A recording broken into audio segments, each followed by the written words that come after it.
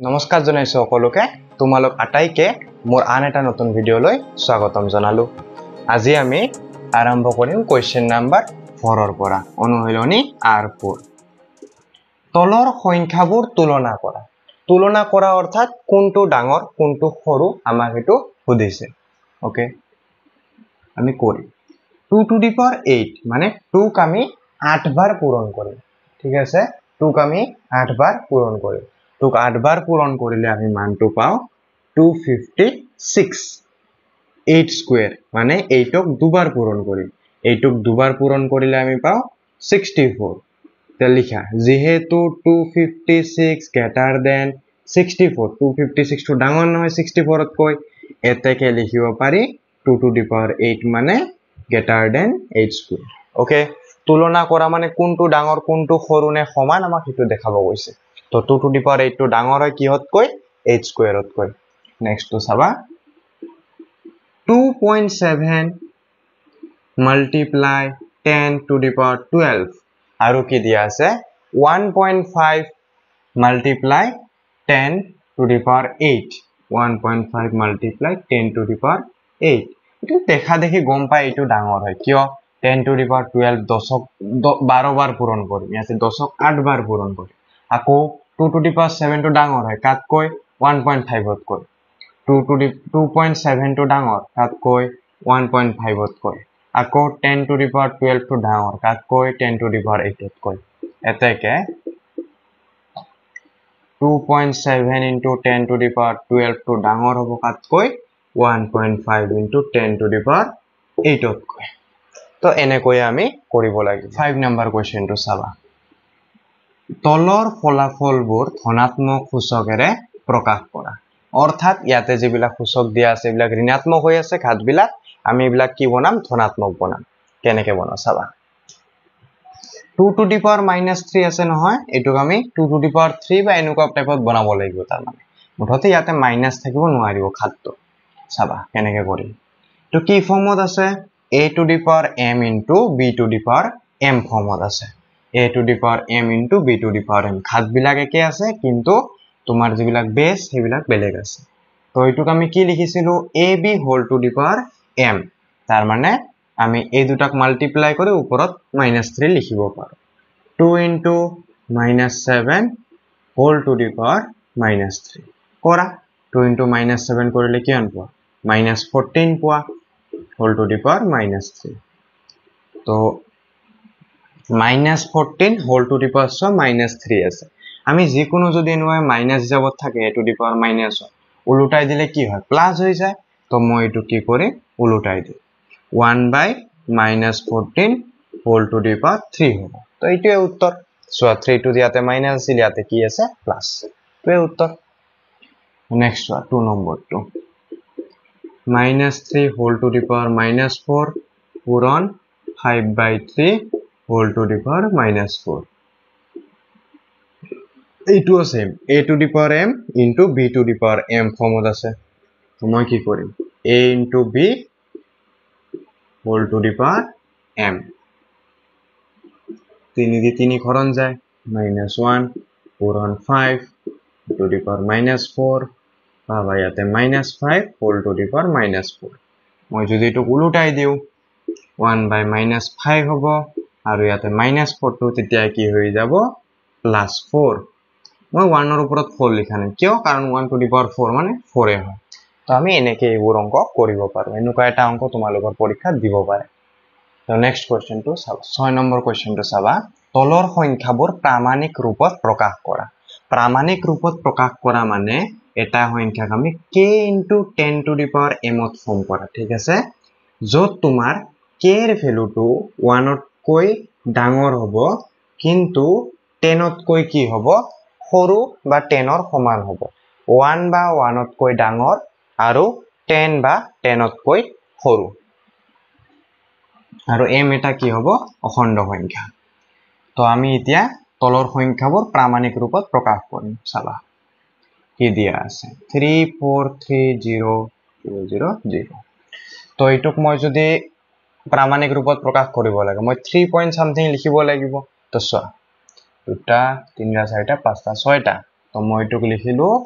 3.43 কিয় কাৰণ দশমিকৰ পিছফালে শূন্য লিখা নিলিখা একে কথা তো মই 3.43 লিখিলো মাল্টিপ্লাই চিন দিলো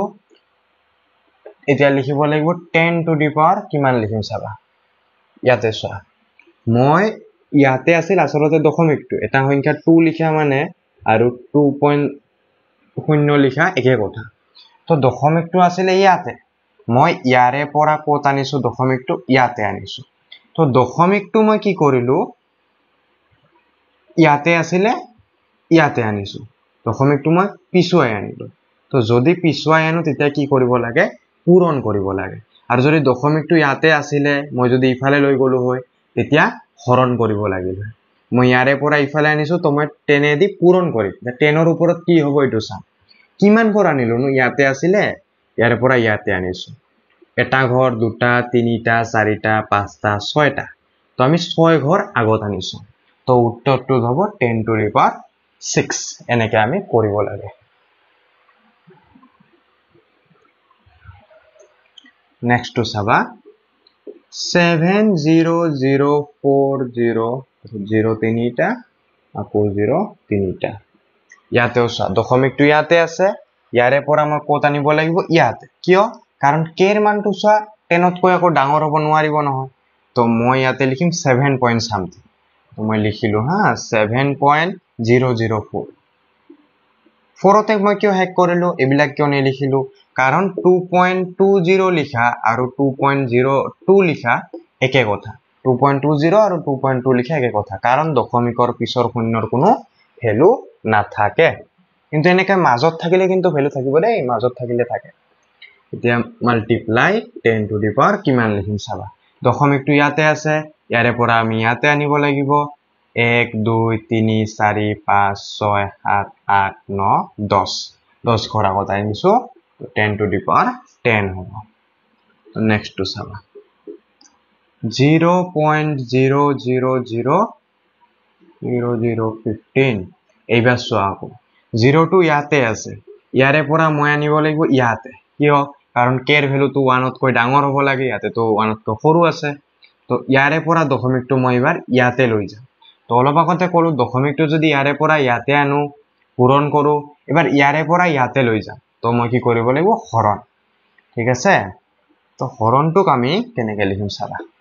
মই এটো কৰিম তোমাৰ 1.5 কিমান ভৰ চাবা মই প্ৰথম হৰণ কৰিয়ে দেখাই দিছো হৰণ কিমানে দি হৰণ কৰিম 1 2 3 4 5 6 7 10 টু দি পাৱাৰ 7 এদি এটুক আমি এনেকৈ লিখিব পাৰো 1.5 পূৰণ 10 টু দি পাৱাৰ -7 যদি এনেকুৱা হৰণৰ টাৰ্মছত থাকে তেতিয়া আমি এটো পূৰণ কৰি ঘাতটো মাইনাসত দি দিলে হৈ গল ইয়াতে পূৰণ কৰি ঘাতটো পজিটিভত আছিল ইয়াতে ঘাতটো নেগেটিভত দি দিলে হৈ গল তো নেক্সট 4 টু চাবা 0.00001436 এটো চাবা দশমিকটো ইয়াৰে পৰা মই ইয়াতে নিব লাগিব তো মই কৰিলো 1.436 মাল্টিপ্লাই 10 টু দি পাৱাৰ কিমান হ'ব চাবা 1 2 3 4 5 তো 10 টু দি পাৱাৰ 5 হয় কিন্তু যেহেতু ইয়াৰে পৰা ইফালে গৈছে হয়নে তো আমি মাইনাসত লিখিম তো মন কৰিবা যে দশমিকটো ইফালৰ পৰা ইফালে আহে মানে বাও সাইডে গুচি যায় যেতিয়া আমি ইফালে বাও সাইড আনিব লগিয়া হয় তেতিয়া আমি পূৰণ কৰো আৰু দশমিকটো যেতিয়া ইফালৰ পৰা ইফালে অৰ্থাৎ খুফালে নিব লগা হয় তেতিয়া আমি হৰণ কৰিব লাগে আৰু হৰণ কৰিলে আমি ঘাতটো মাইনাসত লিখো পূৰণ কৰিলে ডাইৰেক্ট প্লাসতে থাকিব আৰু যদি এনেকুৱাকে হৰণৰ টাৰ্মছত যদি কৰিবলৈ তেতিয়া মাইনাসত দি দিম এনেকৈ কৰিব লাগে 7 নম্বৰ কোৱেশ্চনটো চাবা তলৰ সংখ্যাবোৰ সাধাৰণ ৰূপত প্ৰকাশ কৰা ইয়াতে সংখ্যাবোৰ তোমাৰ প্ৰামাণিক ৰূপত দিয়া আছে আমি এবিলাক কি কৰিম সাধাৰণ ৰূপ অৰ্থাৎ মানে এনেকুৱা নৰমাল সংখ্যা এনেকুৱা বনাম ঠিক আছে চাবা কেনেকে বনাম 1.0001 multiply 10 to the power 9 মই এটুক এনেকুৱা লিখিব পাৰো নে নোৱাৰো 10001 divided by 10000 লিখিব পাৰো কিয় চোৱা দশমিকৰ পিছফালে কেইটা সংখ্যা আছে চোৱা 1 2 3 4 তো যদি হৰণ কৰি দিয়া এনেকুৱাকে দশমিকৰ পিছফালে চাৰিটা সংখ্যাৰে তো আমি এইটো পাই যাম তো তোমালোকে যদি এনেকুৱা লিখা 1.21 এটুক যদি মই লিখো 121/2 কি লিখিম তলত 1 ৰ পিছত দুটা সংখ্যা 0 কিয় কাৰণ 1 ৰ পিছত দুটা 0 আছিল দশমিকৰ পিছফালে তো 1.343 ধৰি লোৱা আছে তো এটুক তুমি এনেকে লিখিলা 1343 1 ৰ পিছত কেইটা 0 দিম দশমিকৰ পিছফালে তিনিটা সংখ্যা আছে তো 1 ৰ পিছতো মই তিনিটা 0 দিব লাগিব এনেকে যিকোনো সংখ্যা ধৰি লোৱা 14.32 আছে মই যদি লিখিব লাগে এনেকুৱাকে কি হ'ব 1432 দশমিকৰ পিছফালে দুটা সংখ্যা তো 1 ৰ পিছফালে দুটা 0 এনেকে আমি অতি সহজে লিখিব পাৰো তো মনত ৰাখিবা ট্ৰিকটো তো মই লিখিছো 10 to the power 9 আছে তো সেম লিখা 10001 divided by 10 to the power কিমান হ'ব 1 2 3 4 চাৰিটা শূন্য তো 10 to the power 4 দি দিবা into 10 to the power 9 চাবা 10 to the power 9 by 10 to the power 4 এটো চ a to the power m divided by a to the power n a to the power m divided by a to the power n কি হয় a to the power m minus n অর্থাৎ চ ইয়াতে তোমার a মানে 10 m মানে 9 n মানে 4 তো হবে তোমার 10 to the power 9 minus 4 তো 10 to the power 9 minus 4 কিমান হয় 10 to the power 5 হয় তো এইটো সংখ্যাৰ পিছত কেইটা 0 দিব লাগিব আমি পাঁচটা 0 দিব লাগিব তো এইটোৱে তোমাৰ নিৰ্ণয় উত্তৰ এনেকে কৰিব লাগে তো নেক্সট টু চাবা 3.02 into 10 to the power minus 6 আছে তো এইটো কমে এনেকে লিখিম কি হ'ব 302 by 100 কাৰণ দশমিকৰ পিছফালে দুটা সংখ্যা তো 1 ৰ পিছত দুটা 0 multiply 10 to the power minus 6 এইটুক মই এনেকে লিখিব পাৰো 302 পূৰণ 10 to the power minus 2 কাৰণ 10 স্কয়াৰ মানে 100 উপৰত যদি লৈ যাও কি হ'ব -2 হৈ যাব তলত 2 থাকিলে উপৰত গলে -2 এটা সো 302 আছে so a to the power m পূৰণ a to the power n কি হয় a to the power m plus n a to the power m plus n তো ইয়াতো আছে 10 to the power -2 plus -6 okay তো লিখা 302 multiply 10 to the power -2 plus a minus a হবে তোমার -6 তে লিখা 302 multiply 10 to the power -8 তো 10 to the power -8 আছে তো তার মানে কেনেকুৱা হ'ব এটো চাবা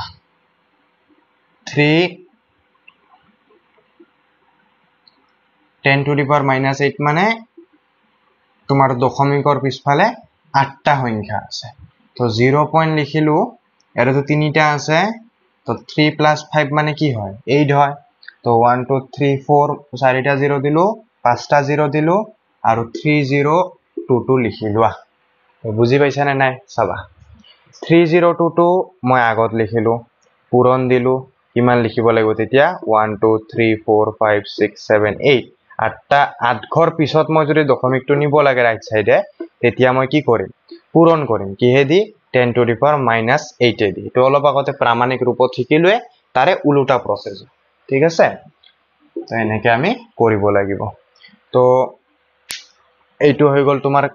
কোৱেশ্চন নম্বৰ 7 ইয়াৰে পিছৰ ভিডিওটোত আমি কোৱেশ্চন নম্বৰ 8 টো পঢ়িম ঠিক আছে